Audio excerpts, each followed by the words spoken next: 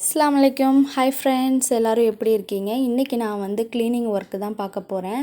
நான் வந்து தைச்ச துணி எல்லாமே பிட் எல்லாமே இந்த மாதிரி குப்பை மாதிரி இருக்குது. இப்போ நான் வந்து க்ளீன் பண்ண போகிறேன். இந்த அட்டை பாக்ஸ் வந்து மிஷின் கீழே இருக்கிறனால நான் வந்து கட் பண்ணுறது எல்லாமே இந்த அட்டை பாக்ஸில் விழுந்துருது. எனக்கு அதுக்கப்புறம் வந்து நான் ஃப்ரீ டைமில் இருக்கும் போது நான் ஃபுல்லாக எடுத்து க்ளீன் பண்ணிடுவேன். இங்கே பாருங்கள், நூல் எல்லாமே சாஞ்சு அப்படி இப்படி கிடக்கு. இது ஃபுல்லாக எவ்வளோ துணி இருக்குது பாருங்கள். இது எல்லாமே பெரிய நூல் தாங்க நான் இந்த அட்டை பாக்ஸில் வைப்பேனே நான்.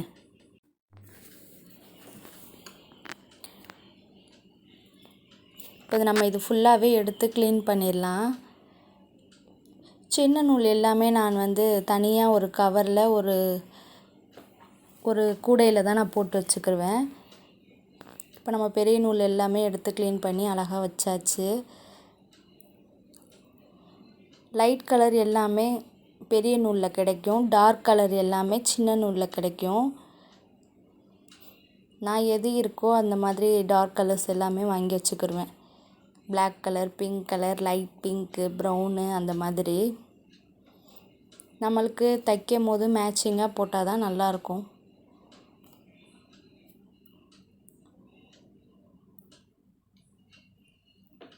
இந்த அட்டை பாக்ஸில் ஃபுல்லாகவே நான் வந்து பெரிய நூல் தான் நான் வைப்பேன்.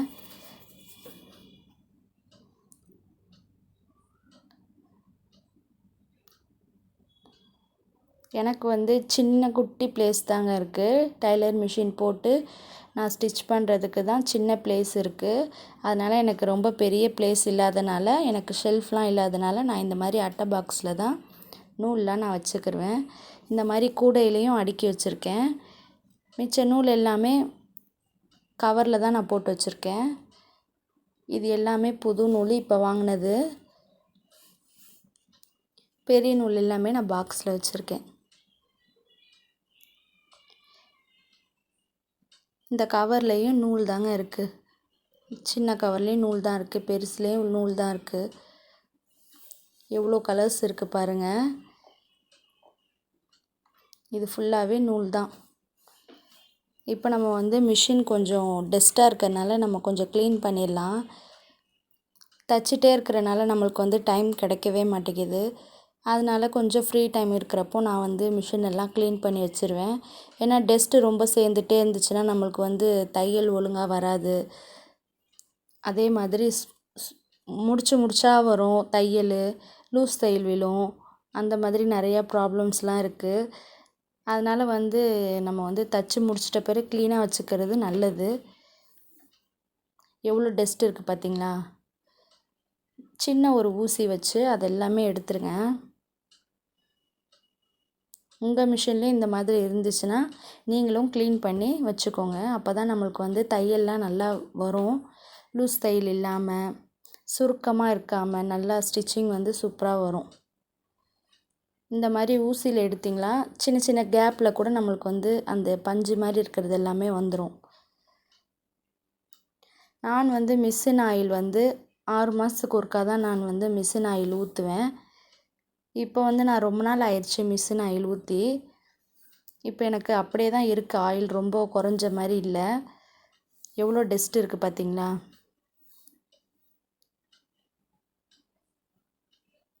ஆயிலெலாம் இருக்குது பாருங்கள் ஃபுல்லாகவே.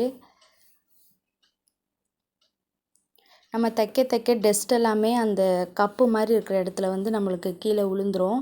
நம்ம வந்து தைச்சி முடிச்சுட்டு லாஸ்ட்டாக எடுத்து க்ளீன் பண்ணிக்கலாம்.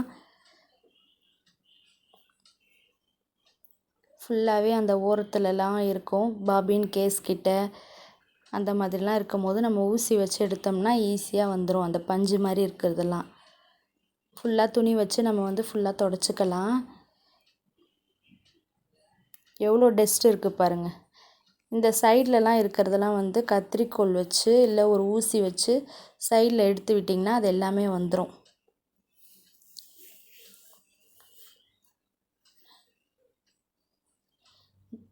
எனக்கு தைக்கிற கொஞ்சம் வேலை இல்லைன்னா நான் வந்து இந்த மாதிரி க்ளீனிங் ஒர்க்லாம் நான் பார்த்துருவேன்.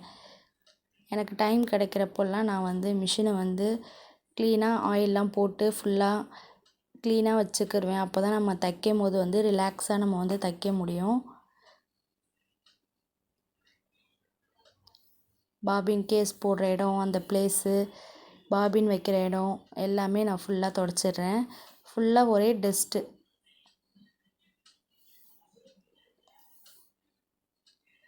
நான் வச்சுருக்க மிஷின் வந்து ஜுக்கி மிஷின் தான் வச்சுருக்கேன், பெரிய மிஷினு.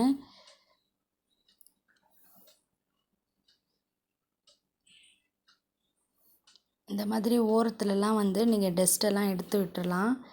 ஏன்னா அப்படியே அந்த லப்பர் கிட்ட வந்து அப்படியே நூல், பஞ்சு எல்லாமே இருக்கும். இந்த மாதிரி நீங்கள் சிசர் வச்சு ஊசி வச்சு எடுத்திங்கன்னா அது எல்லாமே வந்துடும்.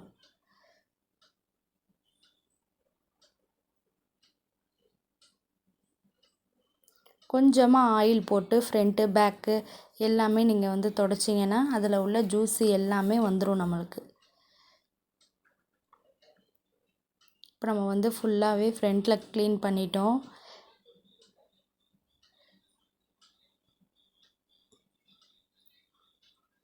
எவ்வளோ டஸ்ட் இருக்குது பார்த்தீங்களா? நம்ம தைச்சிட்டே இருக்கிறனால நம்மளுக்கு வந்து அதில் டஸ்ட் இருந்துகிட்டே இருக்கும். நம்ம வந்து அதை கொஞ்சம் கொஞ்சமாக தைச்சி முடிச்சிட்டதுக்கப்புறம் ஃப்ரீ டைமில் இந்த மாதிரி க்ளீன் பண்ணி வச்சுக்கிறது ரொம்ப நல்லது. மிஷின் அப்போ தான் உங்களுக்கு ஃபால்ட் எதுவுமே வராது. இப்போ ஃபுல்லாக நான் க்ளீன் பண்ணிட்டேன். மிஷின் ஃபுல்லாக நான் தொடச்சி ஃபுல்லாகவே நான் க்ளீன் பண்ணிட்டேன்.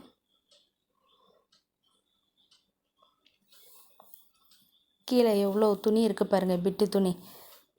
இது எல்லாமே நான் எடுத்து வந்து கீழே போட்டுருவேங்க. எல்லாமே வேஸ்ட்டு பிட்டு துணிங்க தான்.